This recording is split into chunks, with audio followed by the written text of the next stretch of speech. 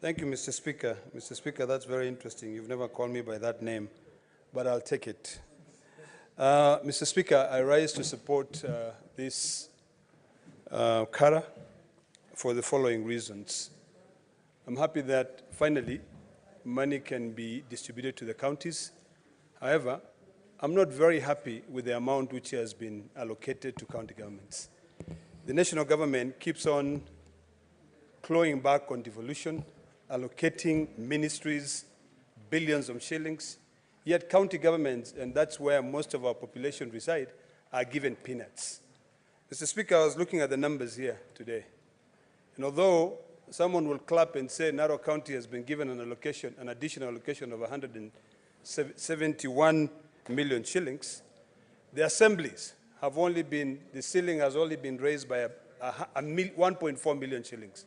What is that? We require assemblies to be given for their ceiling to be raised so that they can actually be able to oversight counties.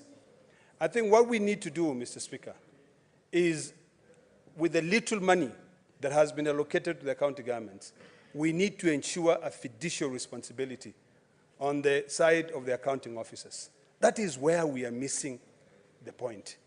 We can realign our small existing resources and bring in accountability and change a lot of things on how things are done in county governments. Yes, we have overborrowed as a country. Yes, this Senate became, fought a little bit, got an additional 9 billion, which you could have actually gotten more.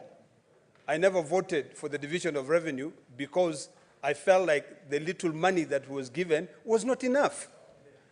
When you see a member of the National Assembly clapping hands and saying they've already been allocated an additional 20 million shillings to carry out functions which essentially should be carried out by the county government, then you start questioning whether all of us really understands our role. When I long for the time when we will all become of age to know that Parliament's role is to legislate, but not to implement on projects. When you see members of the National Assembly running around, even county assemblies tomorrow will say they also need a kitty.